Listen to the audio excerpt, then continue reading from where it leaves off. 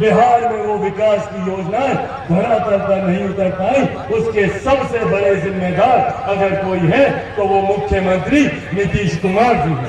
इसीलिए साथी, इसीलिए अंत में यह आग्रह करना है कि ऐसे नेताओं को चुनकर बिहार की विधानसभा में भेजे जो हमारे प्रधानमंत्री आदरणीय नरेंद्र मोदी जी की सोच को मजबूत करने का काम करे, जो मेरे नेता स्वर्गीय रामविलास पासवान जी के अधूरे सपनों को पूरा करने का काम करे। और इसीलिए आग्रह करता हूं कि हमारी बहन कुसुम देवी जी, जिनका पता है ना उसमें ईवीएम पे कौन से नंबर पर है, सबको पता है, सब लोग दिखाइए तो, सबको पता है 2 नंबर। हाँ, ये निशान किस चीज का निशान होता है?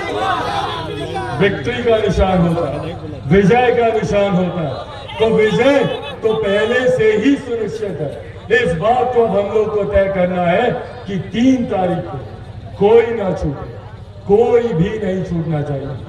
चाचा चाची, दादा दादी, नाना नानी, भाई बंधु, यार रिश्तेदार, सबको लेकर जाना है मतदान बूथ। वहां पर लेकर जाकर 2 नंबर पर बटन दबाएंगे ना।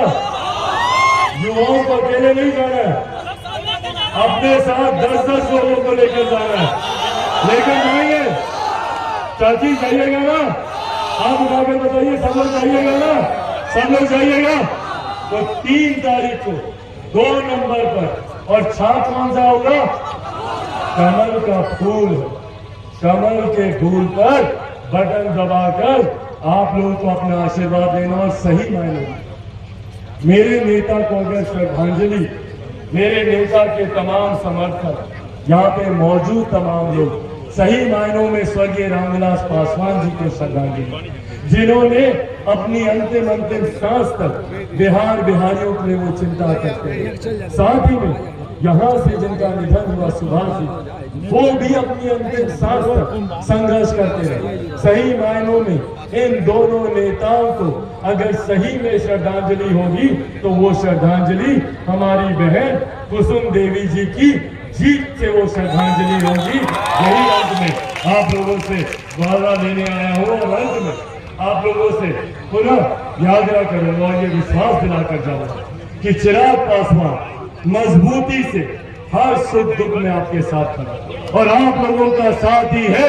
जिसने चिराग पासवान को तमाम विपरीत परिस्थितियों के बाद भी जीवित रखा, कि विधानसभा में भेजे, जो सही मायनों में हमारे लिए लड़ाई लड़े, जो सही मायनों में हमारे हक अधिकार की बातों को विधानसभा में उठाने का काम करे। और कहीं गलती से मौजूदा सरकार के प्रत्याशी चुनाव अगर जीतते हैं तो वही जंगल राज की बात होगी, वही लाठियां चलेंगी, वही अपहरण, डकैती, लूटमार, बलात्कार, हत्याओं का सिलसिला जारी होगा जो मुख्यमंत्री नीतीश कुमार जी के शासन में होता है। आज जो बिहार में सरकार चल रही है, विकास की ये लोग बातें करते हैं, भैया बताइए ना, पिछले 32 साल से बिहार की जनता ने इन लोगों पर नहीं तो और किस पर विश्वास किया? 90 के दशक से लेकर आज तक बिहार में इन्हीं लोगों की सरकार रही, भले वो राष्ट्रीय जनता दल हो या जनता दल यूनाइटेड हो, यही लोग पिछले 32 साल से सरकार में। और आज ये लोग बात करते हैं भैया हम लोग बिहार में विकास करेंगे। जो लोग जब सत्ता से बाहर होते हैं तो लाखों रोजगार देने की बात करते हैं, और जब सत्ता में आते हैं तो वापस से लाठी चलाने का काम हमारे युवाओं पर, हमारे शिक्षकों पर किया जाता है। ये इनकी दोहरी नीति को दिखाता है।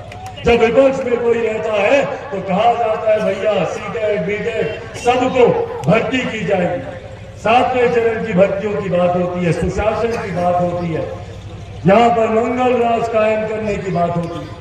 पर वही सत्ता में आने के बाद वही अपहरण, वही हत्या, वही बलात्कार, वही लूटमार का सिलसिला जारी होता है। ये अब हम लोगों को समझना है और हम लोगों को जानना है कि भैया सही मायनों में कौन दिन रात सुख दुख की घड़ी में हमारे साथ खड़ा है, कौन सही मायनों में हम लोगों के लिए लड़ाई लड़ने का काम करता है।